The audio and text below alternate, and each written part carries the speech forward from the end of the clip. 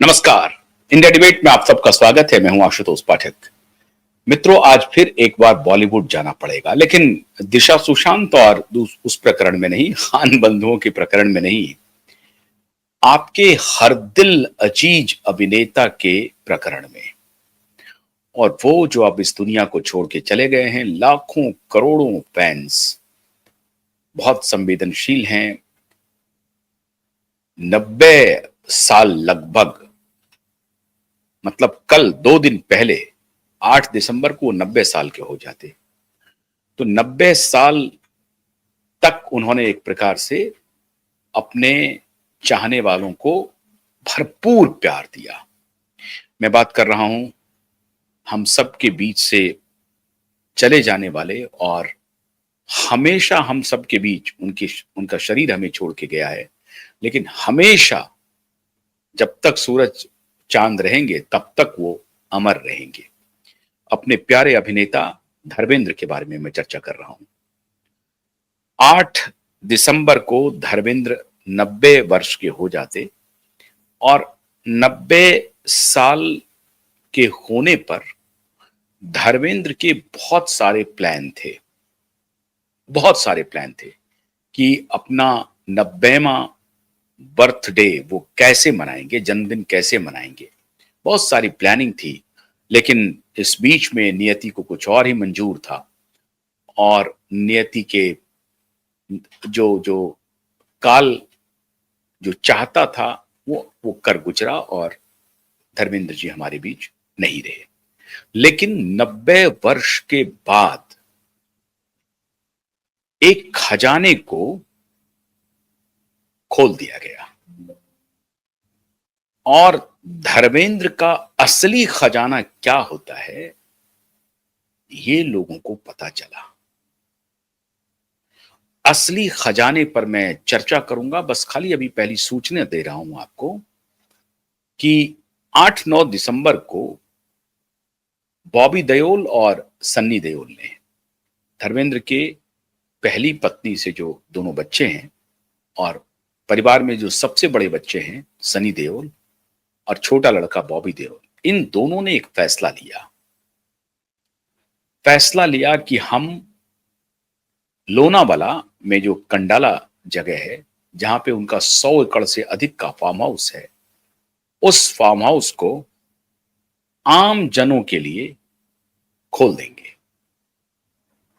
और जो कोई भी अपने प्रिय स्टार धर्मेंद्र को श्रद्धांजलि देना चाहते हैं, जो उस फार्म हाउस में आना चाहते हैं, आए। सनी देओल और बॉबी देओल ने फार्म हाउस के गेट को आम लोगों के लिए खोलने का इतना बड़ा फैसला ले लिया। इतना ही नहीं किया, जो लोग मुंबई से वहां जाना चाहते हैं, या कंडाला जिस जगह पे वो फार्म हाउस है लोनावाला के उस इलाके में, अगर किसी और जगह से वो आना चाहते हैं तो उनके लिए गाड़ियों की सुविधा का भी इंतजाम किया, और लोग आएंगे जाएंगे इसके लिए बाजाबता तैयारी की। और कहते हैं लोग कि ये जो निर्णय था सनी देओल का, वो अपने पिता के बारे में जो लोगों की प्रतिक्रिया आई है देश और दुनिया भर से, इससे वो भाव विह्वल हो गए थे। आप हैरान हो जाएंगे कि 2-3 ऐसी घटनाएं धर्मपाजी के जीवन में हुई जो स्वयं धर्मपाजी भी इसके बारे में नहीं सोच पाते थे। धर्मपाजी का वैसे नाम कई बार जुड़ा, खजाने पर मैं आता हूं। ये जो मैंने आपको सूचना दी कि लोनावाला के फार्म हाउस को खोला गया आम जनों के लिए, और कितनी संख्या में लोग आए इसका कोई डेटा नहीं है हमारे पास, कहीं रिपोर्टिंग भी नहीं है उस तरह से। लेकिन उन्होंने खोलने का निर्णय लिया और वहां लोग गए, श्रद्धांजलि भी दी। कई लोग ये किस्सा बताते रहते हैं कि धर्मेंद्र असल में क्या थे ये समझ में नहीं आया, उनका असल खजाना क्या था। अभी मैं खजाने के ऊपर भी आऊंगा। लेकिन जब धर्मेंद्र पंजाब से मुंबई पहुंचे थे तो उस जमाने में मशहूर अदाकारा मीना कुमारी ने उन्हें काफी मदद किया। और जब मीना कुमारी से धर्मेंद्र का नाम जुड़ा, कहा जाने लगा कि धर्मेंद्र मीना कुमारी के प्यार में पड़ गए हैं। और इसको लेकर के मीना कुमारी के पति कमाल अब्रोही, उनका कहना था कि यह गलती धर्मेंद्र की नहीं है, यह गलती मीना कुमारी की है। मीना को मालूम है कि धर्मेंद्र शादीशुदा है, उसके बाद भी मीना उनसे मोहब्बत करती है, तो यह गलती उनकी है।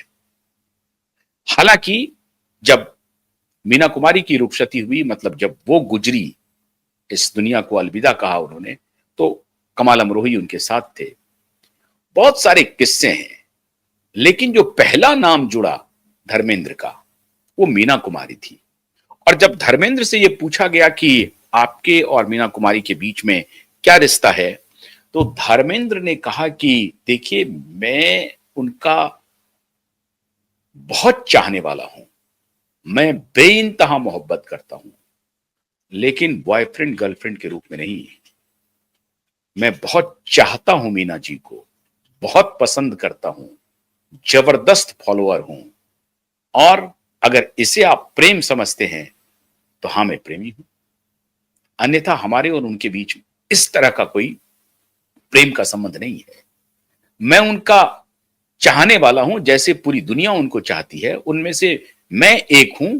मैं हो सकता हूं कि बहुत ज्यादा चाहता हूं मीना जी को, तो अगर आप इस चाहत को प्रेम समझते हैं तो आप समझिए, मैं चाहता जरूर और मैं इस बात से इनकार नहीं कर सकता हूं, मैं उनका फैन हूं। धर्मेंद्र ने इस तरीके से मीना और धर्मेंद्र के रिलेशन को डिफाइन किया। लेकिन मैं जिस खजाने की बात कर रहा हूं वो बड़ा अद्भुत है। अब ये जो विचार है, ये जो खजाना है, ये मोहब्बत का जो खजाना धर्मेंद्र ने पूरी दुनिया को दिया है, उसका जो अगला पड़ाव है वो बड़ा इंटरेस्टिंग है। धर्मेंद्र और प्रकाश कौर, जो उनकी पहली पत्नी है, उनके बीच में महज 3 वर्ष का फासला है। उम्र के हिसाब से 85 साल 86 साल की प्रकाश कौर भी हो गई हैं। लेकिन अपनी पहली पत्नी के साथ उनका रिश्ता बरकरार रहा। अनेक तारिकाओं के साथ, अनेक अदाकारा के साथ धर्मेंद्र के नाम जुड़े, लेकिन जब हेमा मालिनी के साथ धर्मेंद्र का नाम जुड़ा तो बड़ा अद्भुत बयान सामने आया। और यह बात आपको सोचना पड़ेगा कि धर्मेंद्र का खजाना आखिर है कहां कहां, और किस किस खजाने की मैं बात कर रहा हूं। ऐसा खजाना है जिसकी कोई कीमत नहीं हो सकती।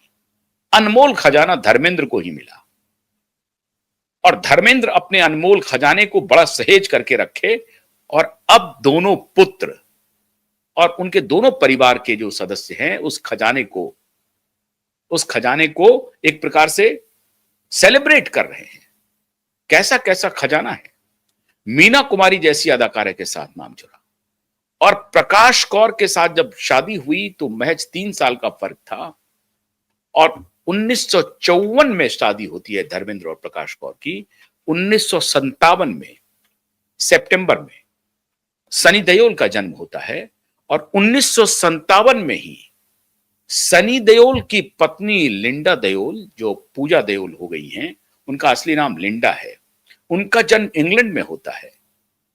और लिंडा एक एंग्लो इंडियन परिवार की बेटी है, मतलब पिता भारतीय हैं और माता ब्रिटिश की है, इंग्लैंड की है, और वो भी रॉयल फैमिली से उनका संबंध है।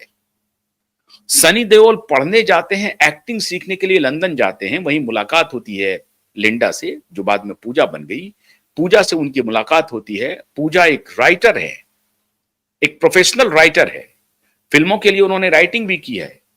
जट्टी यमला, पगला दीवाना की राइटिंग पूजा देओल ने की है, जिसमें पूरा परिवार उसमें एक्ट किया है। तो पूजा देओल से मुलाकात होती है सनी देओल की लंदन में, और जब सनी देओल लौट करके आते हैं तो 1983 में blockbuster super duper hit film आती है सनी देओल की, बेताब। लेकिन 1983 के पहले एक साल आ जाता है 1980, और 1980 में हेमा मालिनी से धर्मेंद्र की शादी हो जाती है। लेकिन पहली पत्नी को वो तलाक नहीं देते हैं। हालांकि वो खुद धर्म परिवर्तन करके वो कोशिश करते हैं कि अपनी शादी को बचाए रखें और तलाक ना देना पड़े या जो भी है, लेकिन वो शादी करते हैं हेमा मालिनी से 1980 में। और प्रकाश कौर कहती हैं 1980 से लेकर के 2025 तक 45 वर्षों तक हेमा मालिनी धर्मेंद्र के निजी मकान, जो बंगला है उनका मुंबई में, उसमें, और जो फार्म हाउस है उसमें कभी नहीं गई है हेमा मालिनी, कभी नहीं गई।